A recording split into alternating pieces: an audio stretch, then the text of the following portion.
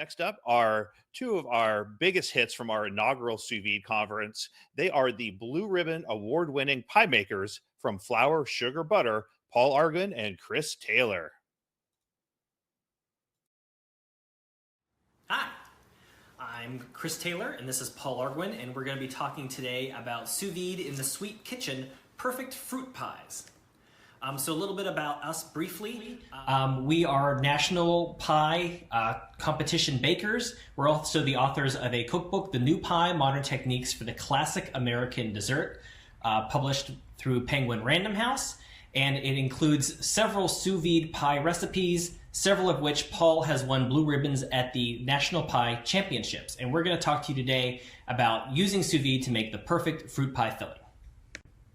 So let's start just by talking about what does it take to make a traditional fruit pie.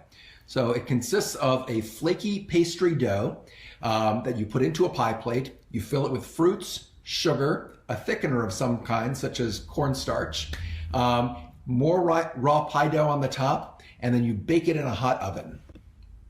So the goal is what you see here.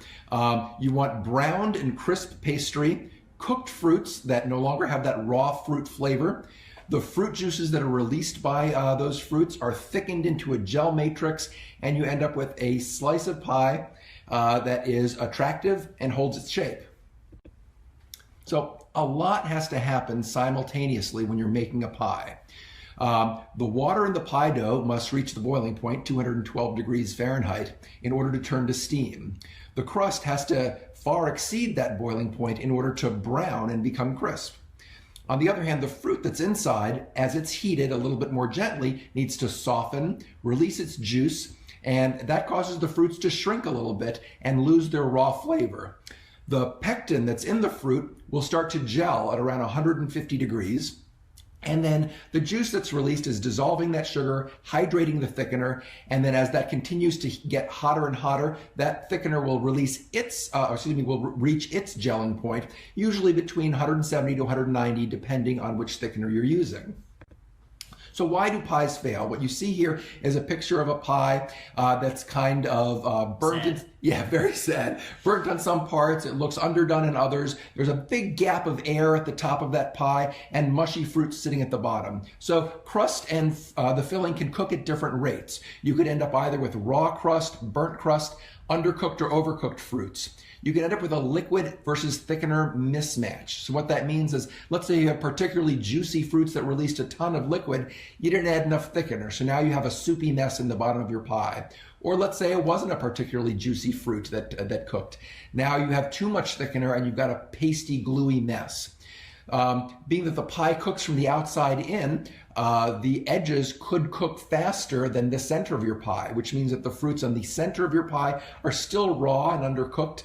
The filling there didn't reach its gelling point, but at the edge, it's already boiling over. The fruit at the edge is turning to mush, and a lot of your filling is falling out onto the bottom of your oven. And then also, as all those fruits start to shrink after your crust has already set, that's how you end up with that big air gap in the middle, on the top of your pie. So how do we do it?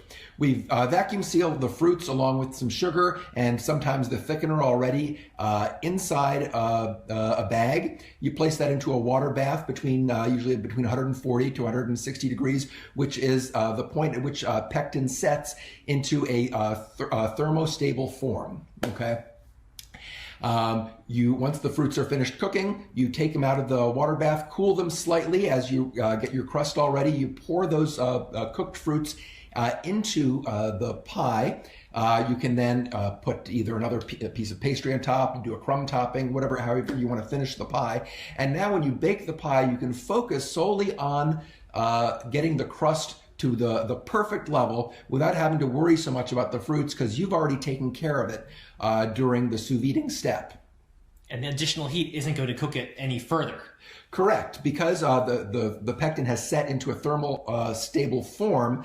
It's very hard to overcook the fruits. So when you cook the pie, they'll remain at the perfect level. So blueberries will continue to hold their shape like blueberries, yet they've converted from that raw state to that wonderful cooked blueberry flavor. So in summary, you can control the doneness of the fruits, match the fruit juices with the thickener, ensure that the filling and the crust are finished simultaneously, prevent overboiling and that dreaded air gap at the top of the pie. It not only solves the common pie making problems, it actually makes a better pie. Absolutely. And we know that was a lot of information. If you have any questions, please feel free to reach out to us on social media. You can follow us on Facebook and Instagram at Flour, Sugar, Butter, 3 of our favorite ingredients. This is, again, our book that's out now, The New Pie, Modern Techniques for the Classic American Dessert. And we are looking forward to our next book coming out in April 2022, Fabulous Modern Cookies, Lessons in Better Baking for Next Generation Treats. Thank you very much, and we hope you've learned something.